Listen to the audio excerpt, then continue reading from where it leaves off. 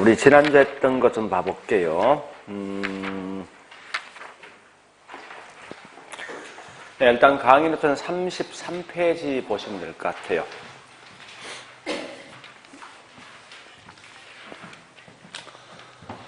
자, 일단 이제 제일 먼저 할 게 뭐냐 이겁니다. 이 건물의 장래 예상될 수 있는 기대 수익과 그다음에 투자자 바랄 수 있는 요것을 통해서 이 물건 살까 말까 판단해 주는데, 당연히 둘 중에 누가 더 크면 투자하겠습니까?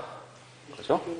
이때 기대 수익 항상 이때 기대 수익이 더 크면 투자할 건데, 문제는 요고수익이란 공식은 무위험과 뭘 더한 거죠? 위험 할증 더한 거죠. 그럼 문제는 이 건물 자체가 장래 예상되는 수익을 어떻게 측정할까가 중요한데요. 자, 항상 기대 수익을 측정할 때 이렇게 한다고 그죠? 이 건물에서 이 말입니다. 경기가 좋아지고 평소와 같을 때, 불경기일 때 예상될 수 있는 수익이 있다 그죠? 수익이 이렇게 나오면요, 여기다 뭐 있습니까? 그 다음 뭘 해주죠? 확률. 자, 확률, 우리가 알고 있는 확률을 곱해서 이렇게 기대수 구하는 거죠. 이거 구할 수 있어야 돼, 분명히. 이런 걸 뭐라냐? 다른 말로 가중평균이죠. 항상 기대수를 구할 때 무조건 가중평균을 통해서 구합니다. 자, 평균을 통해서 구할 것이고. 근데 이 기대수는 실제 수익과 예상되는 수익의 차이가 날 수가 있겠죠. 이럴 때 얼마 정도 차이가 있을까? 이걸 판단하는 방식이 뭐죠? 곧 이게 위험이죠. 위험 측정 방식이 뭐 있습니까? 표준, 편차와 또 뭐가 있죠? 분산. 이렇게 해서 각 투자 대상마다 예상되는 수익과 위험을 측정합니다.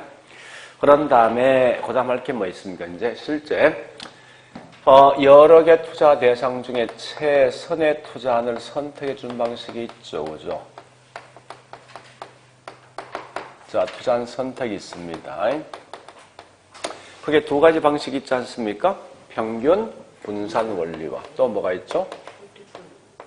포트폴리오. 이런 두 가지 방식이 있더라.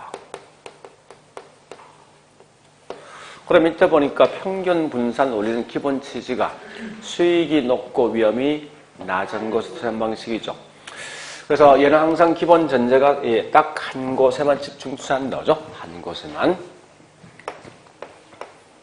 그런데 밑에 있는 포트를 말 뜻이 뭐죠? 자금을 여러 곳에 분산 투자하는 방식이죠.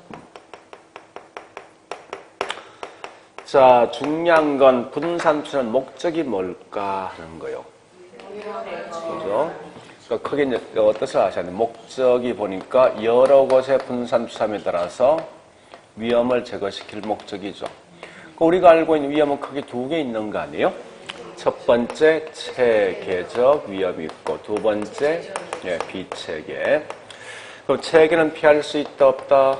없는 거. 비체계는요? 있는 거. 혹시 어떠한 예가 어디 속에 포함될 건가 물으면 이런 겁니다. 인플레이션, 일반 경기 변동 등은 전부 다 인간이 피할 수 없는 거예요. 이런 게 저기 체계고. 또 근로자 파업이나 조금 등의 쏙쏙이 내리고 보통 이게 비체계죠. 걔는 제가 하면 되니까 그죠? 자, 그래 보시면서 일단 요 두 개 보니까 시장에서 야기되는 위험이 곧 이게 다른 말로 체계고, 개별 부동산마다 안고 있는 그런 위험이 뭐냐? 곧 이게 비체계죠. 그죠? 그래서 요걸 제거할 수 있냐 묻는 건데, 얘는 제거할 수가 얘는 있죠. 제거할 수 있는 가장 대표적인 방식이 뭐라고요? 누구? 포트폴리오. 그럼 이 말은 포트폴리오 궁극적 목적은 체계적 위험과 제거할 목적은 아니겠다. 그죠? 자, 그럼 이때 어떨 때 훨씬 더 많은 위험을 제거할 수 있을까? 이걸 파악하는 게 상관계수인데, 이 계수란 말 결국 뭐 있습니까? 그 크기가 0과 1 사이입니다. 근데 1이라는 건 크게 두 개 있죠. 마이너스와 플러스여야 되죠. 그래서 이럴 때 마이너스 1부터 플러스 1 사이 있는 거 아니에요? 그래서 이 문제는 중요한 건 마이너스 쪽이 중요합니까? 아니면 저기 플러스가 더 유리합니까? 좋은 거예요. 마이너스죠. 이 말은 결국은 수익률 움직임이 얘는 반대 방향 간다이고, 거꾸로 플러스는 뭐 있습니까? 같은 방향 가는 거죠. 그래서 이럴 때 분산 투상결과 위험을 제거할 수 있는 위험 제거량은요. 예, 마이너스는 완전 제거할 수 있죠. 플러스는 뭐 있습니까? 전혀 제거할 수가 없더라. 그래서 위험 제거량을 보니까 양이 어느 쪽에 많습니까? 플러스 마이너스. 위험 제거량이 그죠? 플러스가 올 수 있는 적겠다. 그죠? 조심할 건 상관계수 값이 플러스 1만 아니고 플러스가 되어진다 하더라도 위험은 제거할 수가 있다는 거예요. 그래 아시고. 그러니까 실상은 결국 우리 포트플레이 있죠. 포트플레이는 결국 여기서 거의 끝난다 생각하시면 돼요. 그거 이외에 이런 내용 있지 않습니까? 우리 뭐 전에 지난주에 그림 그렸지만 요렇게 생긴 그림이 있다죠. 요렇게. 그래서 얘가 현재 뭐 있습니까? 다른 말로 수익률이고 얘가 위험이죠. 이럴 때 각각 있는 투자 대상이 이렇게 무차별 곡선이 이렇게 있답니다. 있는데 이게 무차별 곡선이고 밑에 이게 뭐죠? 효율적 전선이란 말 뜻이 뭐예요? 전선. 우리 뭐 군대 가니까 동부전선, 뭐 서부전선 하죠. 그 말이 그 말. 맨 앞에 있는 거야. 마지막 경계선이야. 그러니까 이 말은 뭐예요? 수익률 중에 얘보다 더 좋은 게 없다는 거야. 맨 앞에 가장 극대형을 얻을 수 있는 맨 앞에 있는 선, 이 말이 다른 말로 예, 전선, 이 말 뜻이라고. 그래서 일단 효율적 전선이라는 것은 우상향되어질 것인데 이때 우상향되는 이유가 뭐냐 묻거든. 항상 뭐 있습니까? 이 말 답이 나야 되지. 자, 갑니다. 여기 현재 A점, B점, 그 다음에 C점이 있거든. A와 그 다음 B 중에 어떤 걸 선택합니까? A죠. 자, 이 말은 평균 분산 원리에 따르면 A가 B를 지배한다라고 쓰는 거예요. 또 여기 있는 B와 C를 비교하면 누가 어떤 걸 선택합니까? C죠. 이 말은 평균 분산 원리에 따른다면 C가 B를 지배한다고 쓰는데 이 말은 동일한 수익하에 실현 위험이 최저인 점을 연결하는 선. 동일한 위험에서 수익의 최고인 점을 연결하는 선이 곧 이게 효율적 전선이다. 그러면 여기 있는 요 점을 뭐라 하지? 저점이 나 저점 알겠어. 알겠는데 이게 뭐냐고? 최적의 포트를 가장 좋은 점이 이게. 최적의 포트는 항상 뭐 있습니까? 효율적 전선과 무차별 곡선이 접하는 점이지. 여기까지 하시면 돼. 자, 그리고 이제 한 장 더 넘어가 보니까 이런 말이 있는 것 같아. 어디로 가는가 하면요. 36페이지 갑니다. 자, 영업수지 계산표를 보니까요. 영업수지 계산표에서 이제 우리 거기 있는 앞말부터 잠겨볼까? 자, 제일 먼저 뭐부터 수익 산출합니다. 가, 유, 순, 전, 오케이, 후. 가가 뭐지? 조수덕. 유가 유효조수덕. 순이 손영업소득이 될 것이고 전이 세금전이지. 후가 그럼 여기서 이제 비용 빼야 되겠죠? 비용 뺄 때 경부세죠. 영동세가 아니고. 자, 여기에 저기 뭐야? 공이 뭐야? 공실. 그 다음에 경이 경비, 그죠? 관리비, 영업경비. 요 부채 서비스 되겠죠? 자, 우리 부채 서비스 같은 말이 뭐예요? 내가 은행 돈 갚는 거지. 원리금 상환액, 월부 상환액, 연부 상환액입니다. 그래 보시고, 그 다음에 요건 뭐예요? 세는 무슨 세? 소득세, 법인세. 이렇게 빼주면 각각 있는 값이 나오겠다. 이때 이제 중요한 건, 요 경비를 갖다가 우리 보통 관리비죠? 요 속에 포함되는 것들이 포함 안 되는 게 있지 않습니까? 안 되는 게 4개 있네 보니까. 공부감소지. 그 다음에 소득세를 산출할 때, 뭘 고려합니까? 순대이감이지. 순대이감이 있는데. 이렇게 해서 이제 값이 나오면요. 여기다 세율을 곱해주겠다, 그죠? 이렇게 하는데, 순이 뭐죠? 순 영업소득이지. 대가 이가 이자 지급액. 감이 감가상각. 그래서 이 말 아닙니까? 현재 이 속에 포함되지 않는 거 하나, 두 개, 감, 소, 네 개잖아. 그죠? 이 속에 포함되는 게. 그래서 이 속에 포함된 하나, 둘, 셋, 네 개. 공부 감소. 이렇게 하시면 돼요. 자, 그 다음에 합해에 대한 시간 가치로 가볼까? 자, 합해 시간 가치 갑니다. 자, 보니까 이 말이죠. 현재 있는 값과 10년 후의 값이 있는데, 여기서는 중요한 게 있네. 재산세는 영업경비 포함돼, 안 돼요? 재산세 포함된다는 점 기억하셔야 됩니다. 첫 번째, 어떤 금액이 미래 금액 알 목적, 딱 한 번의 금액 이동한다. 이게 뭐라고? 일시불이죠. 나 매년 내가 은행에 적립할 금액, 저축할 금액 알고 있어. 우리 보통 이제 젊은 계시는 보통 저축을 하지 않습니까? 그죠? 했을 때 몇 년 후에 내가 결혼 자금 만들 목적이 됐을 때 매달 내가 이 은행 불입할 금액 알고 있거든요. 있지만 미래은행에서 만들 금액이 있죠. 총 금액을 알 목적이 돼. 이게 뭐죠?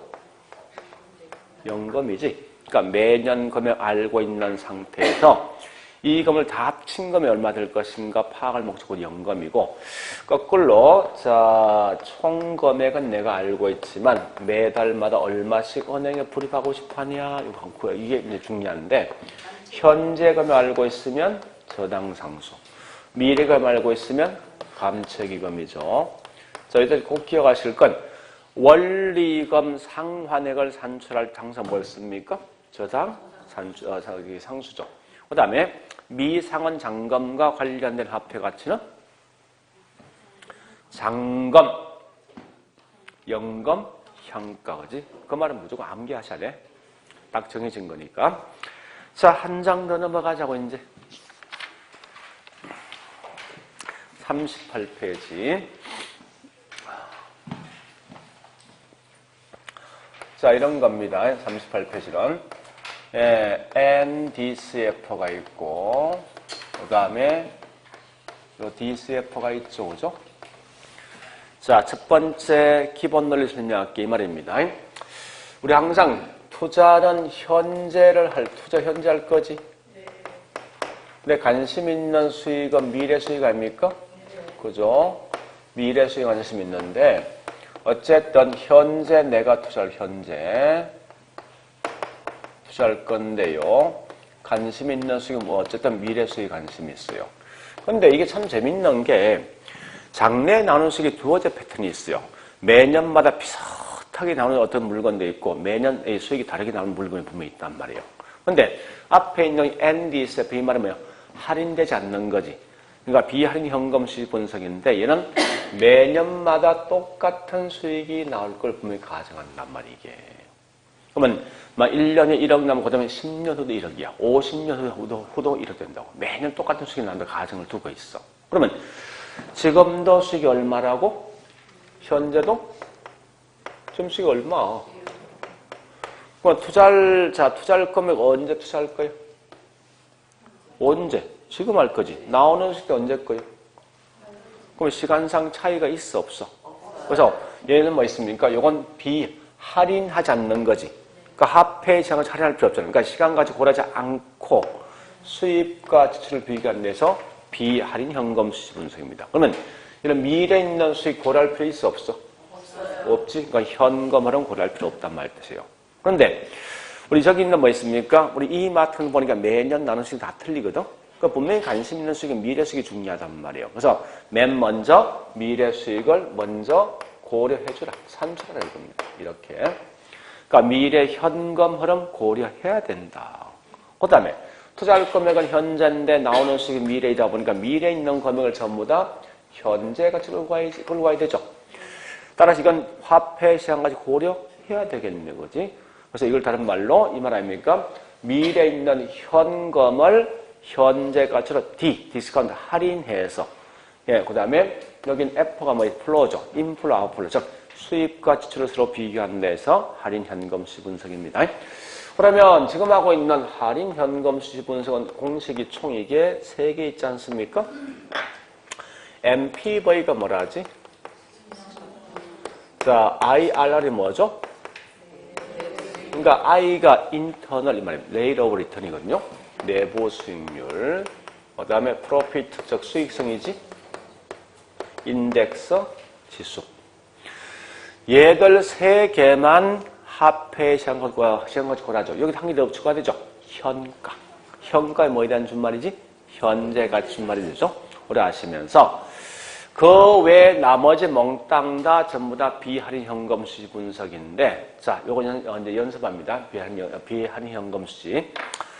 무슨 말인가 하면요, 요거 연습할 거예요. 자, 우리 항상 수익은 비교할 게 투자. 네? 투자하고 비교합니다. 투자는 크게 두 개 있지. 총 투자는 지분과 저당 합친 거지. 내 돈과 남 돈. 그러면 여기 있는 가능과 유효와 수는 항상 어떤 투자에 연관되어 있습니까? 어떤 투자? 왜 그렇습니까? 아니, 여기 순영업수당 밑에 여기에 대한 부채를 빼는 거 아닙니까? 이 수익은 분명히 부채가 다 포함되어 있단 말이에요. 우리가 알고 있는 총투자란 말은 내 돈과 남 돈 포함된 거지. 그러니까 항상 뭐든 비교할 똑같은 조건에서 비교할 수 있단 말이에요, 이게. 그러니까 결국은 뭐 있어? 이 세 개는 전부 다 총투자에서 연관되어 있을 것이고, 세전과 세론 보니까 남 돈 빌린 거 뺐단 말이에요. 빼면 남아있는 뭐 있으면 내 돈만 남아있어. 그래서 항상 세전과 세는 무조건 지분 투자와 연관되어 있다 이거죠. 이 말이 뭐냐? 만약에 시험 나왔을 때 이 공식이 뭔지 모르지만 이런 공식이 있겠습니까? 총투자분의 순영업수적 공식 존재? 안 해? 총투자분의 순영업수적 공식이 무조건 있어. 세전 현금 수지분의 지분 투자 공식이 존재한다. 그런 거 마시면 안 돼.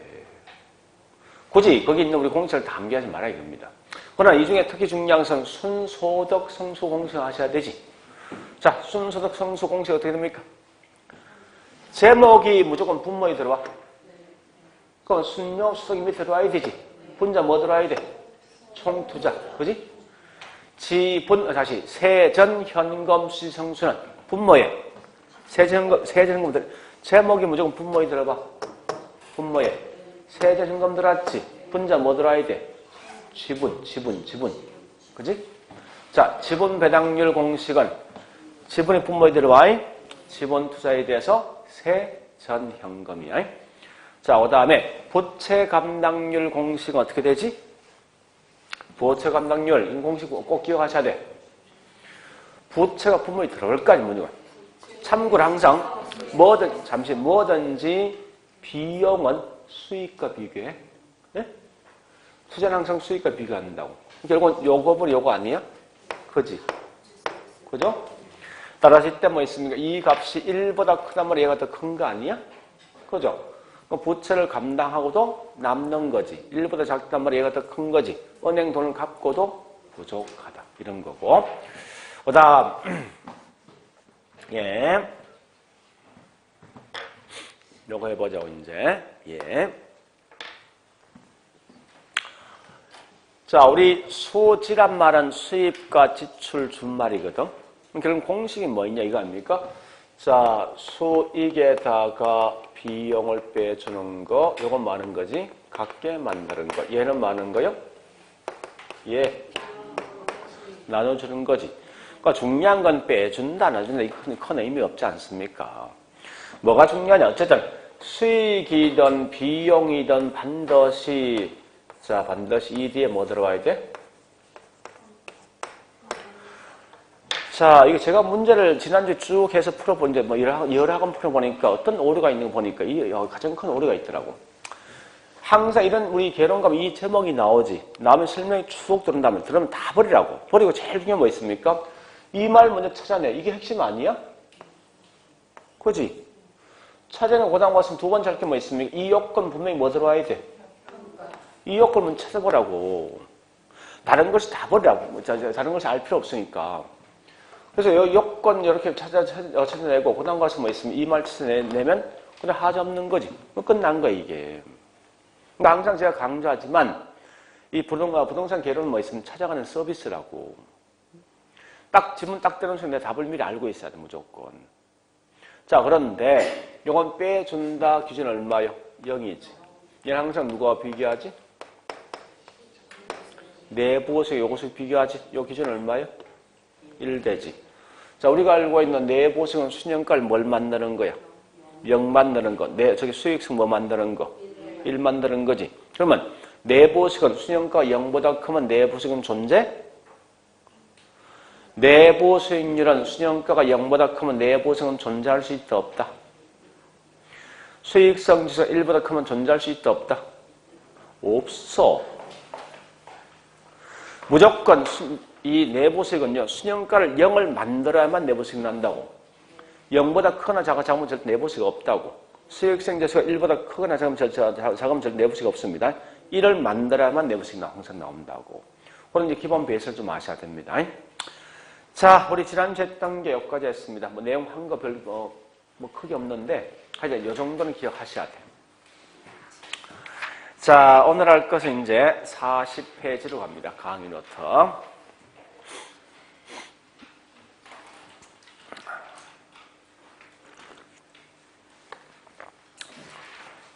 예, 첫 번째 보니까 나와 있는 게 자, 부동산 금융인데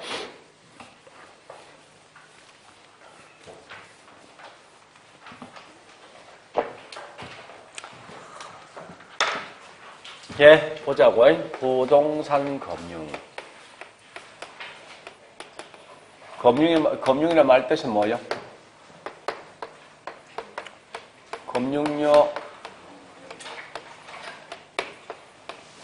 타인의 자금을 활용한다, 이게 금융이에요. 그러니까 남 돈을 끌어서 부동산 어떻게 하겠다고 이게 부동산 금융 생각하시면 돼요.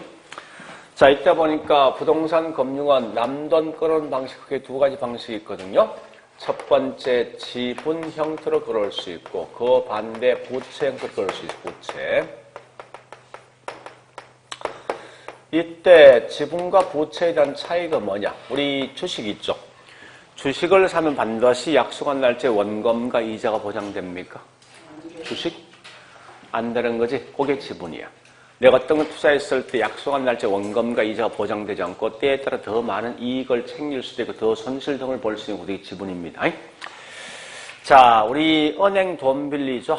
빌리면 항상 뭐야? 꼭 원금 이자 갚아야 되지. 그런 게 부채.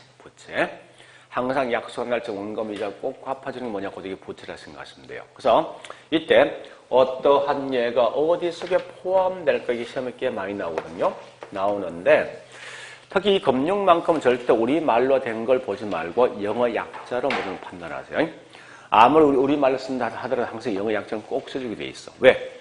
똑같은 용어지만 학자마다 보는 시간 다 틀리더라 이겁니다. 그래서 항상 이 금융만큼은 반드시 영어 약자를 보시면 좀 편할 거예요. 자, 첫 번째 지분금융의 가장 대표적인 예가 신디케이트가 있고 두 번째 조인터 벤처가 있을 것이고 세 번째 보니까 저기 있는 펀드 그 다음에 네 번째 리츠 그 다음에 또 뭐인가 하면 프로젝터 파이낸스 우리 말로 된 건 딱 하나 있어요. 유무상증자야.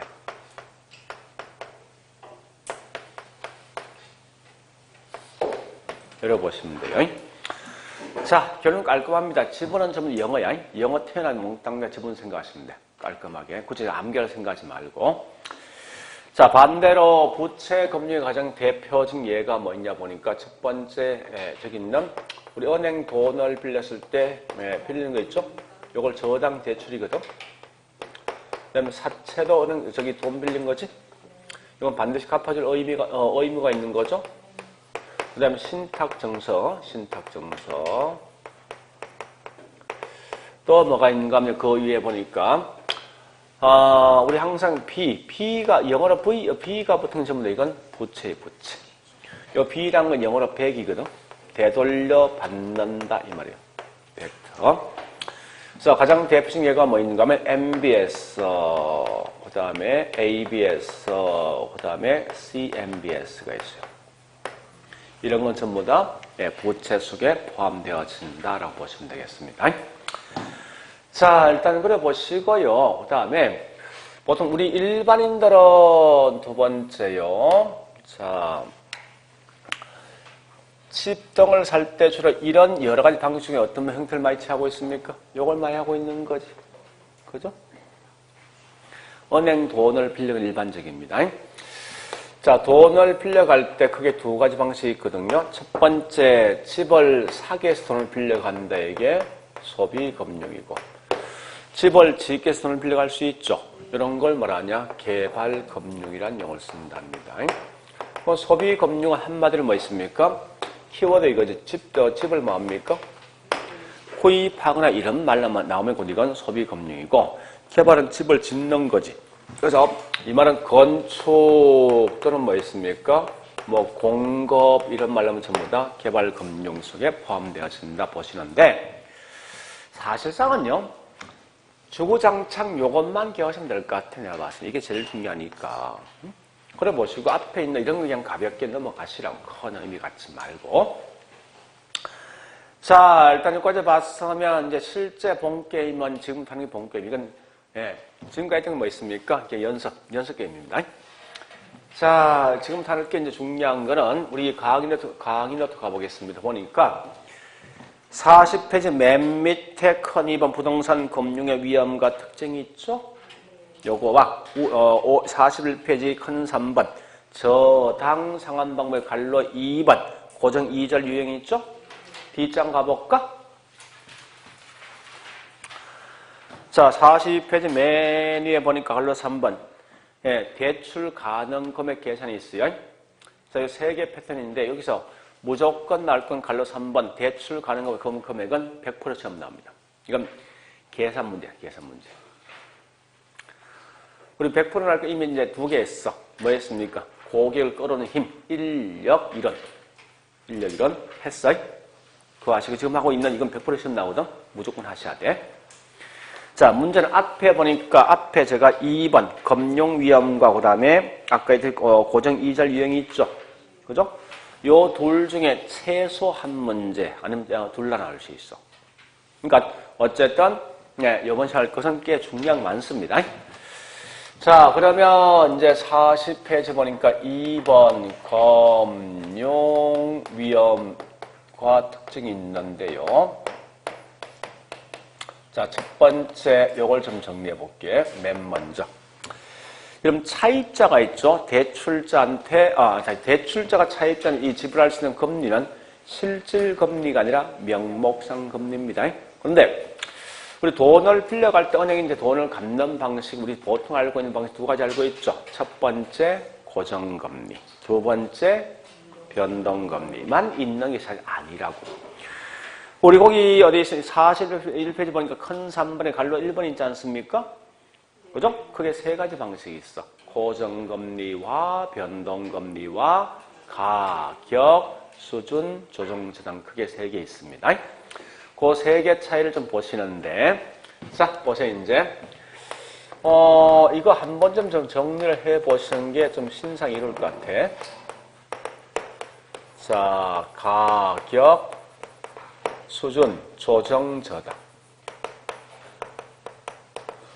프라이스 레벨 어저스인데, 자, 이걸 플램이라서 플램. 이렇거든요. 저당이란 말이 원래 목이지. 그러면 잘 보세요. 이제 우리 이런 겁니다. 요거 세 개 차례 구분할게요. 자, 이 말이거든요. 우리 항상 이게 인플레이션입니다. 인플레이션이 발생되면 어떻게 대처할 것인가? 이게 중요하다고. 참고로 인플레이션이 발생되어지면 화폐 가치는요? 올라가? 화폐 가치가 떨어질 것 같은데 물가가 올라가지, 그지? 그런 게 인플레이션인데, 인플레이션 발생하면 제가 좀 이따 설명하겠지만 무조건 돈을 빌려주었던 은행들이 손해보게 돼 있다고. 그 손해본 걸 어떻게 내가 보전할 것인가에 대한 방법인데, 그러면 자, 잘 보세요. 이거 구분 좀 하셔야 됩니다. 인플레 발생 대처 방식. 자, 우리 고정금리란 건 한 번 금리가 정해지면 대출 기간 내내 똑같은 금리라는 거지. 그죠? 얘는 인플레이션이 반영돼 있겠습니까? 반영 안 돼 있겠습니까? 응? 돼 있어. 안 돼 있는 게 있을 수가 없다고. 돼 있는데 미리미리 반영하는 거예요. 미리미리. 사전에. 그지? 그러니까 얘는 그러니까 사전에 어디에다가 이자율에 뭐 반영시키는 거예요. 응? 좀 더 할까요? 변동금리는 인플레 발생 후에 금리가 올라가지. 그지? 요건 결국 뭐 사전 사후에 반영되는 거지. 오케이. 자, 사후에 반영되는데 이자율에 반영됩니까? 어디에 반영됩니까? 그지? 이자율에 반영되는 거예요? 그럼 한번 물어보자고. 아니, 인플레이션이 발생되지만 이자율 가치가 떨어지는 거요? 아니면 원금, 남아있는 잔금 가치가 떨어지는 거요? 응? 원금에 대한 가치 떨어지는 거 아닙니까? 실상은 그거잖아. 근데 아니 너들 왜 자꾸 보니까 인플레 발생했을 때 원금을 갖다 변경시키지 아니하고 이 자리에서 저기 변경시키 반영하냐 이거요. 이게 잘못된 거다 이거.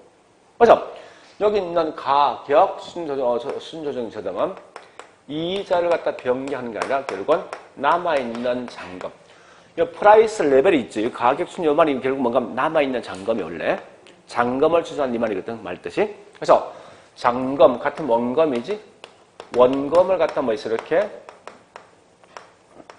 조정해주는 방식이라고. 다른 거지? 그죠? 그러니까 결국은 장난치면 나 같으면 요거는 얘가 나면 딱 정해져 있어. 요거 딱 나는 순간 인플레가 발생되어지면 어떡할래? 라고 장난친다고. 절대 이자율 등이 변경되는 게 아니라 남아있는 잔금이 변경되는 거예요. 자, 그러면 이때 보니까요. 다시 보세요. 항상 보니까 대출자가 차입자에게 적용되는 금리는 무조건 명목상 금리를 쓸 건데 이때 중요한 거는 고정금리는 명목상 금리가 어떻게 측정되는가 하면요. 실질이자에다가 그 다음 또 뭐가 있는가 하면요. 위험이 포함되거든. 위험 포함되어진 상태에서 뭐 있습니까? 자, 이건 미리 반영되는 거지. 그러니까 앞으로 발생할 수 있는 인플레이션이 미리 발생된다. 미리 반영되니까 이런 걸 다른 말로 예상 또는 기대 인플레이션을 반영한다. 이렇게.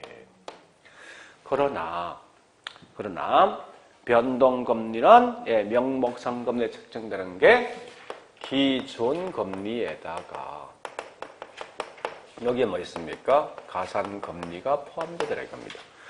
우리가 알고 있는 기준금리의 가장 대표적인 예가 뭐가 있냐면 그냥 CD금리라든지 코픽스. 우리 코픽스 과거에 한번 시험 나왔는데 참 웃기던 건요. 이게 문제 잘못 내면 이게 틀린다 만들었다고. 왜 틀린가 이유가 있어. 근데 참 문제를 뭡니까? 요거 이를 제가 참 재밌게 했는데, 요 CD나 코픽스는 기준금리에 대한 설명입니까? 변동금리에 대한 설명입니까? 요건 기준금리야. 명목상 금리가 아니라. 요 표현을 잘못 답이 없게 만들었다, 이게. 어쨌든 중요한 건 그건 큰 의미 없고, 지금 쓰고 있는 코픽스란 말 뜻은 이 말 약자입니다. 코픽스. 코스트 펀드, 인덱스. 그래서 코픽스죠. 자, 비용이지. 요거는 펀드는 자금 조달, 인덱스는 지수지. 그러니까 자금 조달 비용 지수라 쓴다고. 이게 무슨 말 이런 겁니다. 큰 의미를 갖지 마세요. 아니 은행들이 여기 있는 차입자한테 돈을 빌려줄 때 은행이 뭐 항상 돈을 갖고 있어야 되지. 그죠? 은행들 어떻게 자금을 조달할 것인가는 거, 자금 조달. 저축한 돈도 조달할 것이고, 또 채권 등을 발행해서 조달할 수 있지. 한국은행에 돈을 빌려올 수도 있지. 이렇게 빌려올 때 항상 뭐야? 비용 들어가지. 저축성 이자, 채권 발행 비용 있지 않습니까? 이런 비용에 대한 전체 평균적인 비용이 있어. 이 평균 비용을 통해서 자금 조달 비용을 산출한다고. 이게 뭔 다른 말로 코픽스야. 그런 개념인데 어쨌든 그냥 그런 정도 있다 보시고요. 다만 요 가상금리란 건, 가상금리는 개인의 신용 상태에 따라서 금리가 또 올라갈 수도 있고 떨어질 수 있는 거예요. 개인의 신용 상태. 그러면 이때 보니까 시간 등이 변하면 항상 변동은 금리가 변화 있습니까? 있으면 변화가 있는 건 기준금리가 변할 것인가? 아니면 가상금리 변할 것이 중요한데 항상 변화가 있는 건 기준금리가 변화가 있는 거지 가상금리가 변화 있는 건 아니에요. 자, 우리 항상 뭐 있으면 대출 초기 기준금리, 가상금 딱 정해지죠. 정해지면 얘는 무조건 뭐 있습니까? 대출 기간 내내 똑같은 금리 가는 거예요. 다음은 한국은행이 매달마다 공시하죠. 이번 올리겠다 내리겠다 하는 게 뭐죠? 곧 그게 CD랑 코픽스라고. 그러니까 기준금리가 변화 있습니다. 그런 것만 정리하시고. 자, 그 다음에 우측 갑니다. 41페이지. 자, 거기에서 보니까 동그라미 1번, 2번, 3번 갈 건데, 자, 1번부터 갑니다. 자, 1번은 요건 가볍게 정리하시면 될 것 같은데, 자, 첫 번째, 채무 불이행에 대한 위험은 누구한테 있을 것이고, 조기 상환 위험이란 말 뜻이 뭐고, 이런 게 누구한테 위험이 있을 것인가, 이걸 묻고자 하는 거예요. 잘 알지만, 자, 채무 불이행이란 말 뜻이 뭐 돈을 갚지 못할 확률이지. 그죠? 돈을 갚지 못하는 것은 차입자의 근본적인 문제입니까? 아니면 은행 문제예요? 그죠? 그래서 이건 차입자가 갖고 있는 그런 위험이겠지만, 그러니까 지금 하고 있는 조기 상환이란 말 뜻이 뭐냐? 같은 말, 만기전 변제입니다. 만기전 변제. 자, 이런 게 우리 조기 상환이죠? 다시 볼래요? 자, 내가 있죠. 은행에 돈 빌렸어. 10억이란 돈을 빌렸는데 30년 동안 따박따박 매년마다 원금이자 주겠다는 약속했습니다. 그래서 15년 동안 따박따박 이제 원금이자 주었거든요. 근데 15년 정도 경과되니까 남아있는 잔금이 얼마 될까 보니까 한 6억 정도 남아있더래. 잔금이. 그래서 내가 이 돈 갚을 능력이 생겼거든. 그래서 난 이 돈 갖다 뭐 했어? 이제 대출자한테 전부 다 이제 뭐 상환했습니다. 하면 이게 뭐 문제가 있냐는 거야. 여기 조기 상환이거든. 만기 전에 돈을 갚는 거라고. 이게 어떤 문제 있냐는 건 한번 따져볼게. 은행들은 보니까 나한테 돈을 빌려주면은 내가 매달마다 얼마씩 갚게 거의 금액이 있을 것 같아요. 그럼 그 금액을 은행들 뭐 그 돈을 모아서 어떻게 쓰겠다 분명히 그 계획이 있단 말이에요. 이게 계획이 있는데 맹걸 15년 되니까 남아있는 장을 몽땅 다 갚은 결과 은행들은 남아있는 기간 동안 어떤 자기 계획을 달성할 수 있습니까? 없는 거잖아요. 그런 계획이 결국 와야 되는 거죠. 따라서 이런 걸 다른 말로 조기 상환되어짐에 따라서 은행에 올 수 있는 위험이라 생각하시면 돼요. 그래서 항상 이건 은행들이 갖고 있는 위험이죠. 사실상 여기서 어떤 위험이 있습니까? 원금들로 받았잖아. 그렇지. 이자에 대한 어떤 위험이 사실 있는 거예요. 받지 못하는 거에 대해서. 그래서 우리 보통 조기 상환되죠. 항상 페널티 부과시키죠. 조기 상환 위약금 있죠. 부과시키는 사실은. 목적이 뭐냐. 그래서 은행들이 그만큼 손해본 거에 대해서 보상받을 목적입니다. 자, 그 다음에 거기 있는 동그라미 2번 가자고. 자, 2번 보니까 인플레이션이 심하게 변동하면 차입자, 물론 대출에 어떤 손할 거 묻는데, 자, 보자고 이제. 보세요. 대출 실행 시점에 보니까 실질 금리가 얘가 2%가 된다 할게. 그런데 앞으로 3년 정도 된다면 이만큼 예상 인플레이션이 3% 정도 발생하겠다라고 예상했어. 그럼 우리 항상 예상 인플레이션 결국은 여기 이 속에 포함되는 거지. 어디에서? 고정금리에서는. 자, 그럼 고정금리를 몇 프로 가겠습니까? 단순히 계산하죠. 5% 가겠지. 이렇게 쭉 간다는 게 이렇게. 계속 5%였어. 근데 변동금리란 건 변동은 이렇게 합니다. 최초 몇 프로 갑니다?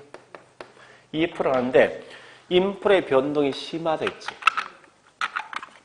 그런 결과 아니 여기 있는 3년 내니까 실제 인플레이션이 웬걸 5%가 발생하는 거예요, 이게. 응? 그럼 이때는 뭐 있습니까? 여기는 얘는 계속 2% 가다가 3년 되면 이게 그대로 반영됩니다. 금리 몇 프로? 이래 간다, 분명히. 그러면 보세요, 이제. 원칙은 차입자는 고정금리가 있을 때 이렇게 예상되어지는 사실 얼마 해야 됩니까? 이렇게 가야 될 거 아니야. 가야 될 현재 얼마 가고 있지? 5% 하고 있지. 그러면 자 정리해 볼게. 인플레 변동이 심하면 차입자는 둘 중에 어떤 걸 선호해? 저기 있는 이 대주자는요? 요거 둘 다 기억하셔야 돼. 비록 거기에 제가 설명된 건 차입자만 설명되어 있지만 만약에 저기 있는 대출자가 나오면 이건 변동금리가 선호된다라고 답이 나와야 돼. 둘로 구분하셔야 돼, 이건. 자, 그 다음에 4번 갑니다. 자, 4번도 이렇게 보시면 되겠네. 다시 한 번 더 보자고요. 자, 여기 보세요. 4번. 내가 5년 전에 은행에 돈 빌렸거든요. 그때 사용되는 금리가 뭐냐? 그 당시 설정된 금리가 우리가 다른 말로 저당이자율. 요걸 다른 말로 계약이자율. 또는 다른 말 뭐 있습니까? 약정 이자인데 현재 시장에서 형성되고 있는 금리가 시장 금리입니다. 실제로 시장이 지금 형성된 금리예요. 이럴 때 누가 더 크고 적음에 따라서 저기 이상은 할래 말래 따져보는 거예요. 자, 첫 번째 케이스는 보니까 저당 금리가 7%인데 시장 금리 5%랍니다. 두 번째 케이스는 시장 금리는 7%인데 보니까 맨 처음에 내가 저당 설정했던 금리가 5% 되신답니다. 그러면 차입자인 내 입장에서 언제 갈아탈 거야? 갈아탈래 말래 묻는 건데, 자, 기억은 갈아탈 거예요? 계속 갈 거예요? 갈아타야 되지. 네 연반은 계속 가야 되지. 무슨 말인가 하면 요때는 내가 현재 은행 얼마 내고 있습니까? 7%지. 근데 실제 시장금 얼마 프로입니까? 그럼 나 같으면 이걸 갚고 새로 저당 설정하겠다고. 그래서 이때는 차입자가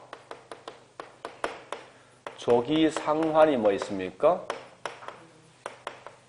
유인되는 거지? 하게 돼 있다고. 반대급부 이때는 뭐 있습니까? 나는 현재 5% 내고 있는데 현재 시장금리 7%야. 중간에 갈아타겠습니까? 무조건 가야 되지. 가면 결국 은행들은 손실 보겠지. 원칙은 나한테 시장 형태 봤을 때 7% 받을 걸 5% 받고 있거든요. 그래서 이때는 은행들은 그만큼 피 본다.